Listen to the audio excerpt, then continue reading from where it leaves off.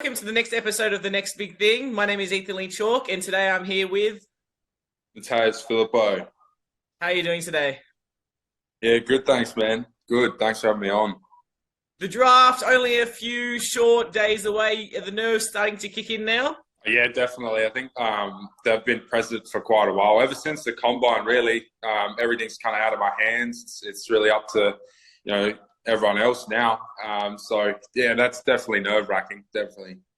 How was kind of the combine experience? I know, obviously, doing all the skills in front of players and scouts and coaches. How was that experience as a whole? Yeah, it was awesome. It was really cool.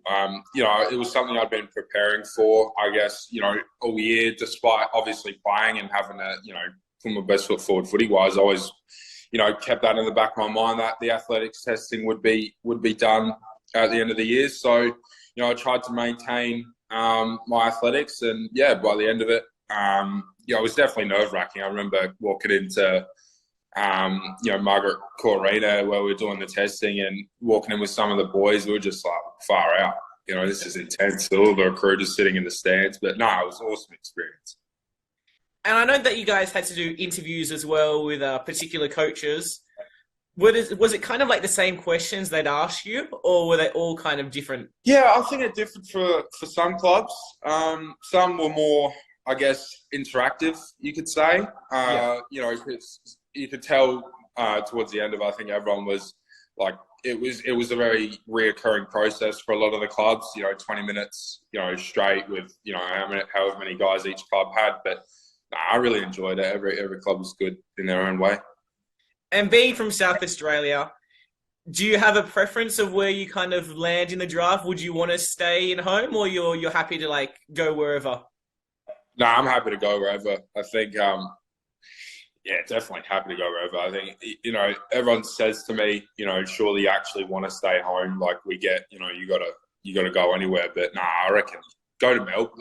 Just Melbourne as an example would be absolutely unreal. West Coast as well. Places like that where football's huge. It's not. Yeah. It's not like it's not like you're going there and there's no one there to support you. And I know I have people in my corner, and it's almost like I get start to a new life type of thing. So I look at that as a really exciting opportunity. And if you do go, like you were saying, Victoria or to West Coast or interstate, have you kind of lived out of home before, or would that be kind of like a new experience for you? Yeah, that would be kind of new, moving away from mum and dad. But growing up, dad and mum were split, so I had to live with, I had to go back and forth, and I reckon at times that was challenging. So, I've had to go through that, which I reckon will prepare me pretty well for going into state and living, without mum or dad. But yeah, I've never lived by myself fully, no. Yeah. And talking about a bit about your parents as well, your dad played in the SANFL, a few games in the AFL as well. Can you speak about a bit about your early life playing AFL footy? Yeah.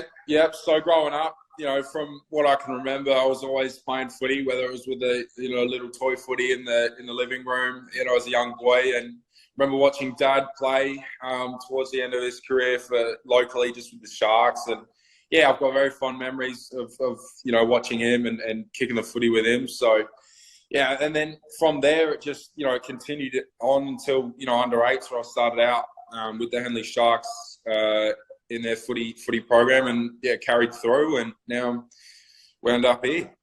Have you kind of ever searched up highlights of him on the YouTube or anything? Yeah, I did, but it happened quite late, to be honest with you. I didn't expect there to be anything, because YouTube's the main thing I use nowadays, and yeah, back when he was playing, it wasn't most televised thing on YouTube, so that's true. I didn't really look anything up. But no, there is a couple highlights of him. I know he's got his old DVDs or whatever of games that he's played really well, so I've asked him to get some of them on onto CDs and things like that, so I can watch them properly. But yeah, I've definitely watched some of them. I know when kids are getting to the AFL, they always love the trading cards. Obviously, you probably have one made up of you in the near future. Did your dad ever have any trading cards of himself? I'm not sure. That's a good question. I know Granddad did. He had one. I'm not sure if Dad ever did. I'm not sure. I'll have to ask him. You might have to like search up on eBay after this interview and have a look. Yeah. Yeah, no, I'm not sure. It's a good question. That's a new one. But no, I'm honestly not sure.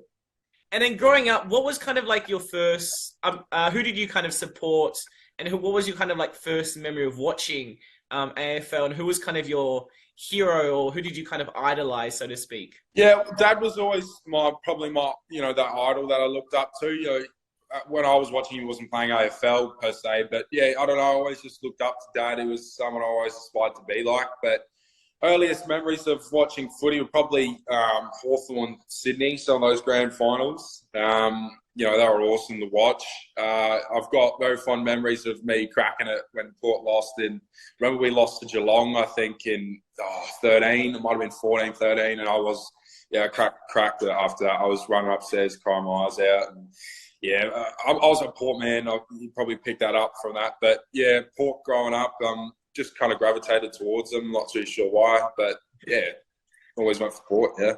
I think it's still not good for you. I'm a Geelong fan, so I'm kind of happy, but I think it's still the biggest loss in grand final history. Unfortunate for you guys. Yeah, I remember that.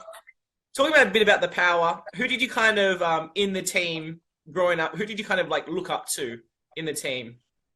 Yeah, I think Travis Boak was one that I really liked. Robbie Gray, Ollie Wines. I really liked Chad Wingard when he was playing for Port. Westhoff, really liked Westhoff. All of them. I was just a big fan of Port, watching them. Yeah.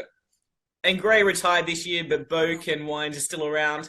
Will that be so surreal going up against them? Yeah, that'll be awesome. It'll be awesome going against them. Not even just them, but lining up against Port will be pretty cool. Knowing that Dad played a couple of games for him in the Sandford as well. So yeah, it'll be a good experience. Yeah. Have you kind of looked at any, I know obviously the draft soon, have you kind of looked at any phantom drafts or media articles about yourself or the draft in general? Yeah, I follow it quite closely. I've watched, I reckon I've watched all the mock drafts and all the articles on me and not only me, but some of the other guys as well. So I found it really interesting process. But yeah, I like learning, quite a bit about, the draft and things like that. So yeah, I've been following it pretty closely. Because I know a few people are kind of like superstitious in that way. Like they don't want to have a look, just in case. Yeah. Look, I'm not too sure. I don't really know where I'm going to, end up. So, it's funny watching everyone's opinions and, looking at everyone's opinions of where I'm going to fall. But I think, the general range is pretty, well known. But, where I'll end up in that is, not too sure. But it's definitely cool watching how everyone else thinks it'll play out. It's good. And you're speaking about, kicking the footy when you're young with your dad and grandfather, and also, as a junior. Did you ever imagine that you'd be playing professionally one day? Yeah, definitely. I think around the age 7 or 8, I really that was like where I wanted to go. I always knew I wanted to be professional in basketball or footy. And, it's funny, I always had a pretty confident feeling that I would one day make it. But then at the same time, there's always that thought in the back of your head that you might not at times. So, it's still a very special, feeling to make it. And I'm very grateful that I am where I am at the moment. So, yeah, it's good. Did you ever gravitate towards basketball at any point? Trying to go down professionally down that route instead of footy? Yeah, definitely. Before this year, really, I was probably more basketball than footy, to be honest with you. Basketball was probably a lot more time consuming, and that was probably why it was my favourite, I reckon. But yeah, I've loved my basketball. That was always where I saw myself going, to be honest with you. But not convincingly. I was like, football could always be the one, but yeah, I'm not sure. I just always kind of went with it. I always just loved footy and basketball, but basketball, took precedence for quite a while. Because I know there's a few AFL and basketball players combined. Scott Pendlebury grew up as a basketball player, and Josh Giddey, now for Oklahoma, grew up as an AFL player.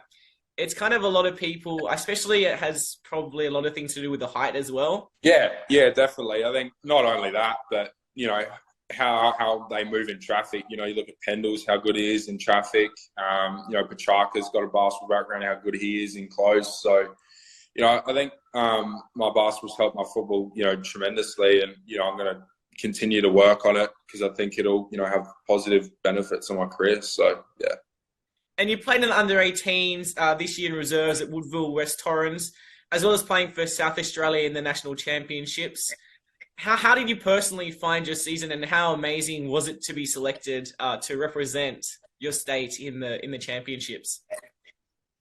Yeah, it was awesome. I thought I had a pretty good year coming into it. I was confident that it was going to be a good year. I didn't put any expectations on myself though, so I just came in with the thought process of just try really hard, listen to your coaches, and that worked. That worked for me. So. But yeah, it was definitely a privilege being able to play for SA. I hadn't played for SA, before last year, from back in under 12s really since then. And then, I come out, played one game last year, but this year was just different in the sense that it was an actual competition, and you're going against the best of the best in the most important years. So yeah, it was an awesome experience, and I'm very thankful for all the people that made it possible out with the SA team. So.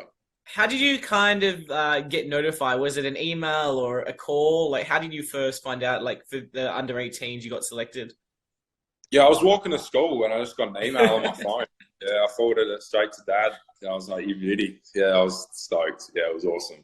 Were you walking with some mates as well? Yeah, I was. I was walking with my best friend at the time, yeah. So I just kind of checked and I was like, we were talking about something at the time, and then I was just like, "Oh, sorry to interrupt you," and he was like, "No, all good, man. It's awesome." But yeah, it was pretty good. Yeah. Were there any celebrations once you got selected with your family or all your friends? Nah, no celebrations, but the guys were just like, well done. But I'm not one that likes to celebrate too much. I think it's good to just, take the good with the bad and move forward, So everyone talks about moving forward when, bad things happen. But I think the same goes for when good things happen. You don't want to get caught on, rating yourself too highly and then forgetting about, the next play and things like that. So, I was definitely proud, but moved on pretty quickly and started focusing on how I was going to, have a good impact on the team. And yeah, that was my mindset on it. And following your grandfather's and your dad's football playing in the SANFL this year, how different was that kind of transitioning from playing against under 18s to kind of men? Yeah, it was a good challenge. Going from 18s as a bottom major to straight out with the seniors of the preseason. It definitely had it resulted in huge improvement, for me personally. And, I saw that in, all the other boys that did it as well. Like Adam Deloya had a great preseason as well. Me and him did it together. And yeah, I always thought that it wasn't too bad of a transition. I found it pretty easy at times. Obviously, the preseason was very, very hard training, but, with the guidance and feedback of my coaches, I listened to them, and it made it easier to go against, the guys like that. So, I learned quite a bit from them, and I was very grateful for that opportunity. But yeah, playing wise, it was it was a great challenge. Had to rely on a bit more skill, knowing that, my body's probably not as developed as some of these other guys that I was playing against. But, more you learn, the better. So it was good. Who kind of in the team, whether it be coaches or, players in your position or even out of your position, who kind of really helped you develop in that SANFL team? Yeah, reserves. I had a lot of mates that helped me, transition. I was playing on the wing, and that was pretty new to me. And, I had a couple of boys, Braden Calvert, Cormac O'Reilly, who were also playing that role at the time. And they were pretty helpful. They didn't have to say too much to me, but we were always just, sometimes we'd laugh about how hard the wing is to play. That was good. That was good to know that, I wasn't the only one struggling with that role at sometimes. So, yeah, and outside of that, all the coaches, like I've said, were excellent. Shane Reardon, my under-18s coach, was still a big part of the senior preseason last year. And, we definitely reflect on the improvement that I made during that time. And, yeah, he's been awesome for me on and off the field. So, yeah. And then playing normally, you said you play wing, but playing normally as a big-bodied midfielder, who can push forward at times. Do you kind of see yourself playing that role once you hit the AFL system, or do you kind of see yourself in like a different role when you play AFL? Yeah, I think it depends on the team I go to, understanding different clubs' needs and things like that.